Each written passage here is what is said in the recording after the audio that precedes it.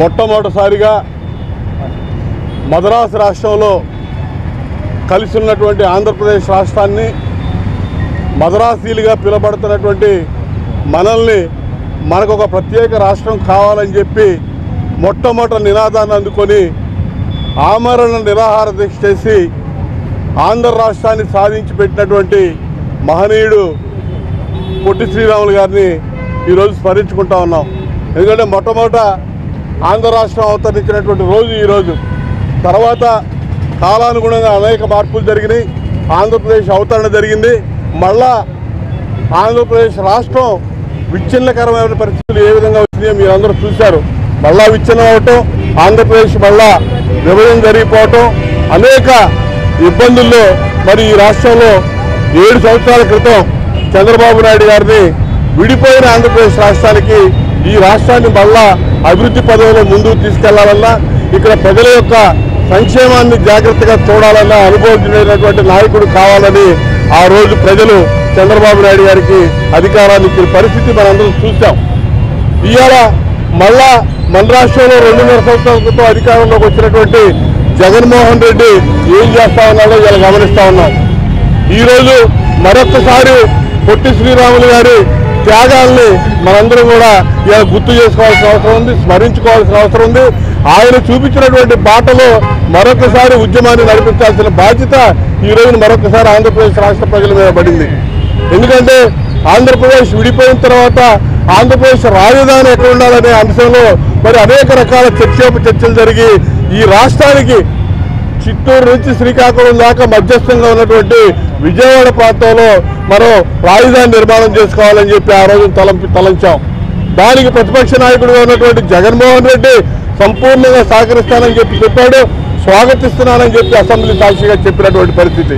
ఆ తదనంతరం ఎన్నికల ముందు నేను గెలిచినా కూడా గెలిచి రాజధాని ఎక్కడ కదిలించినా ఇక్కడే ఉంచుతానని చెప్పి మభ్యపెట్టినటువంటి నాయకుడు జగన్మోహన్ రెడ్డి ఈ రోజున మరి అమరావతి రాజధానిని విచ్ఛిన్నం చేసి ఇలా జరుగుతున్నటువంటి నిర్మాణాలన్నీ కూడా పూనీ చేసేసి అక్కడ ప్రజల యొక్క నమ్మకాన్ని వమ్ము చేసి రాష్ట్ర ప్రజలందరినీ కూడా వంచినటువంటి వ్యక్తి జగన్మోహన్ రెడ్డి. 684 రోజుల నుంచి మరి ఎంతో పోరాటం జరుగుతూ ఉంది. రాజధాని గ్రామాల్లో కానీ రాష్ట్ర ప్రజలు కానీ అనేక రకాలుగా పోరాటాలు చేస్తూ ఉన్నారు. ఇవాళ స్వాతంత్రం కోసం భారతదేశంలో జరిగినటువంటి పోరాటం గురించి ఇవాళ మనందరం కూడా పాఠ్యపుస్తకాల్లో చదువుకుంటూ ఉంటాం. ఏ విధంగా బ్రిటిష్ వాళ్ళని వెళ్ళగొట్టడం కోసం ఆ రోజున పోరాటం జరిగింది, ఎంతమంది అసూలు బాశారు, బ్రిటిష్ వాళ్ళని ఏ విధంగా వేధింపులకు గురి చేసి జైల్లో పంపించి అక్రమంగా కేసులు పెట్టి ఏ విధంగా నిర్బంధించారనేది మనం పాఠ్యపుస్తకాల్లో చదువుకున్నాం. ఇవాళ జగన్మోహన్ రెడ్డి అంతకంటే నీచంగా అంతకంటే దుర్మార్గంగా ప్రవర్తిస్తున్నాడు. ఇవాళ రాజధాని ఉద్యమం చేసేటటువంటి ప్రజానీకం మీద మహిళలు కావచ్చు, వృద్ధులు కావచ్చు, రైతులు కావచ్చు, దళితులు కావచ్చు, మైనార్టీలు కావచ్చు, బలహీన వర్గాలు కావచ్చు, అన్ని వర్గాల ప్రజలు 684 రోజుల నుంచి అమరావతి రాజధానిని కదిలించొద్దని చెప్పి అనేక రకాలుగా ఉద్యమం చేస్తా ఉన్నారు. స్వాతంత్ర ఉద్యమం మహాత్మా గాంధీ నేతృత్వంలో చుక్క రక్తం చెందకుండా ఏ విధంగా అశాంతితో జరిగిందో అదే విధంగా ఉద్యమం ఇక్కడ జరుగుతూ ఉంటే ప్రభుత్వం ముఖ్యంగా జగన్మోహన్ రెడ్డి నాయకత్వంలో అనేక రకాలుగా హింసను ప్రేరేపించే విధంగా హింసాత్మక సంఘటనలు పాల్పడినటువంటి సంఘటనలు ఈ ఉద్యమంలో ప్రభుత్వమే హింసను ప్రేరేపించినటువంటి పరిస్థితులు మనం చూసాం.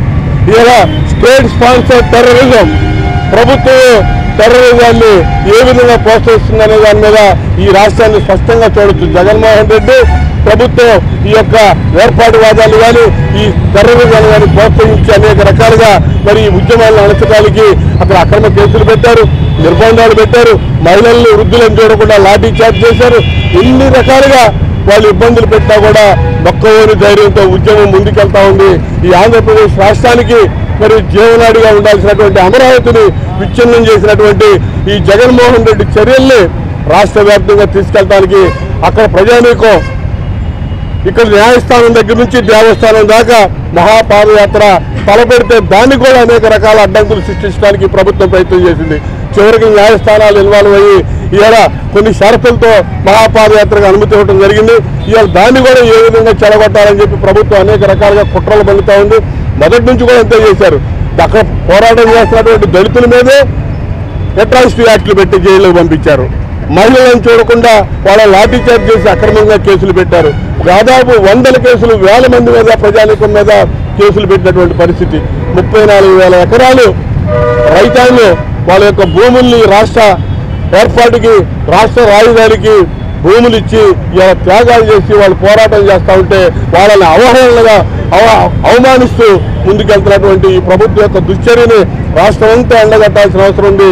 ఆ దిశగా ఇవాళ సాగుతున్నటువంటి పాదయాత్రకు మనందరం కూడా సంపూర్ణమైనటువంటి మద్దతు ప్రకటిస్తూ ఈ ఉద్యమం సందర్భంగా ప్రధానంగా మహనీయులు పొట్టి శ్రీరాములు గారిని స్ఫూర్తిగా తీసుకొని ఆయన్ని మరొకసారి స్మరించుకుంటూ ఈ ఉద్యమాన్ని ముందుకు నడిపించే దానిలో ప్రతి ఒక్కరూ భాగస్వాములు కావాలి. ఈ మహాపాదయాత్రలో మనందరం కలిసి రావాలని చెప్పి సందర్భంగా నేను పిలుపునిస్తాం. ఆంధ్ర రాష్ట్ర అవతరణ కోసం తన ప్రాణాలు త్యాగం చేసినటువంటి కీర్తిశేషులు శ్రీ పొట్టి శ్రీరాములు గారి స్మరించుకుంటూ న్యాయస్థానం నుంచి దేవస్థానం అనే నినాదంతో రాష్ట్రంలో అమరావతి ఏకైక రాజధాని, అమరావతిని రాజధానిగా కొనసాగించాలని పొట్టి శ్రీరాములు గారు చేసినటువంటి త్యాగాన్ని స్ఫూర్తిగా తీసుకొని ఈరోజు అమరావతి ప్రాంత రైతులు పెద్ద ఎత్తున దాదాపు 45 రోజుల పాటు జరుపుతున్నటువంటి పాదయాత్రకు సంఘీభావంగా గుంటూరు తూర్పు నియోజకవర్గంలో నుంచి పెద్ద ఎత్తున కార్యకర్తలు, నాయకులు, ప్రజలు కూడా ముక్త కంఠంతో రైతు సోదరులందరికీ కూడా మేము స్వాగతిస్తూ ఉన్నాం. అంతేకాకుండా ఈరోజు పొట్టి శ్రీరాములు గారు ఆ రోజు ఆంధ్ర రాష్ట్ర అవతరణ కోసం స్వాతంత్ర ఉద్యమంలో ఏ విధంగా బ్రిటిష్ వారు ఇబ్బంది పెట్టారో అన్ని ఇబ్బందులు పెడుతున్నటువంటి జగన్మోహన్ రెడ్డి గారిని కూడా హెచ్చరిస్తూ ఉన్నాం. ఏ విధంగా అయితే బ్రిటిష్ వారు రాష్ట్రాన్ని, దేశాన్ని దోచుకోవడానికి ప్రజల కోరికలను కాలరాసే విధంగా పరిపాలన కొనసాగించారో ఈరోజు తిరిగి బ్రిటిష్ వారిని తలదన్నే విధంగా మీ పరిపాలన కొనసాగుతూ ఉందని చెప్పి మేము చెప్తా ఉన్నాం. అంతేకాకుండా ఆ రోజు అధికారం లేనప్పుడు, ప్రతిపక్ష నాయకుడు ఉన్నప్పుడు ఊరూరా తిరుగుతూ అమరావతినే రాజధానిగా పెడతాం, నా ఇల్లు కూడా నేను ఇక్కడే కట్టుకుంటా ఉన్నానని చెప్పి ప్రజలకు అబద్ధాలు చెప్పినటువంటి ముఖ్యమంత్రి కేవలం జగన్మోహన్ రెడ్డి గారు. ఈరోజు రైతులు ఆనాడు చంద్రబాబు నాయుడు గారు ఇచ్చినటువంటి పిలుపుకు దాదాపు 30,000 పైచులకు ఎకరాలను పొలాలను వారు రాజధాని భవిష్యత్తు కోసం, ఆంధ్ర రాష్ట్ర భవిష్యత్తు కోసం త్యాగం చేసినటువంటి రైతులను నడి రోడ్డు మీదకి ఈడ్చినటువంటి దౌర్భాగ్య ప్రభుత్వం ఈ జగన్ రెడ్డి ప్రభుత్వం. అంతేకాకుండా మహిళల మీద అమరావతికి రాజధాని కాదు ఒక శ్మశానం అని చెప్పి పలికించినటువంటి దురదృష్టపు మంత్రులు మీ ముఖ్యమంత్రి, మీ మంత్రివర్గంలో ఉన్నారు. ఈరోజు రాష్ట్రంలో ఉన్నటువంటి ప్రతి ఒక్క సోదరుడికి కూడా, ప్రతి ఒక్క మహిళకు కూడా మేము విన్నవిస్తూ ఉన్నాం. ఇది కేవలం ఒక అమరావతి ప్రాంతానికి సంబంధించినటువంటి అంశం కాదు, రాష్ట్ర భవిష్యత్తుకు సంబంధించినటువంటి అంశం, మన పిల్లల భవిష్యత్తుకు సంబంధించినటువంటి అంశంగా మీరందరూ కూడా భావించి ఏదైతే ఈరోజు ఈ పాదయాత్ర చేస్తూ ఉన్నటువంటి ప్రతి ఒక్కరికి కూడా సంఘీభావంగా ప్రతి ఊరిలో, ప్రతి గ్రామంలో, ప్రతి గడపలో నుంచి కూడా ప్రతి ఒక్కరు కూడా సంఘీభావం తెలపాల్సినటువంటి అవసరం ఉంది. దీనికి పూర్తి స్థాయిలో ప్రతి ఒక్కరు కూడా రాష్ట్ర భవిష్యత్తును కాపాడుకోవడానికి పొట్టి శ్రీరాములు గారు చేసినటువంటి త్యాగాన్ని స్ఫూర్తిగా తీసుకొని ముందుకు సాగుదామని చెప్పి తెలియజేసుకుంటూ జై అమరావతి, జై అమరావతి.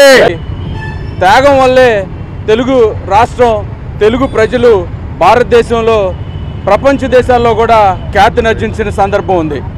అలాంటి మహనీయుడిని స్ఫూర్తిగా తీసుకొని ఈరోజు తుళ్ళూరు నుండి తలపెట్టిన మహాపాదయాత్రలో సంఘీభావంగా తెలియజేయటం కోసం మేమంతా బయలుదేరామని చెప్పి ఈ సందర్భంగా తెలియజేస్తున్నాం. మహనీయుల స్ఫూర్తితో ఏర్పడిన ఈ రాష్ట్రం మద్రాసీలుగానే ఉంటే బాగుండేదని ఇలాంటి జగన్మోహన్ రెడ్డి లాంటి స్వార్థ నాయకుల పరిపాలనలో రాష్ట్ర ప్రజలందరికీ తెలిసి వస్తూ ఉన్న పరిస్థితి ఉంది.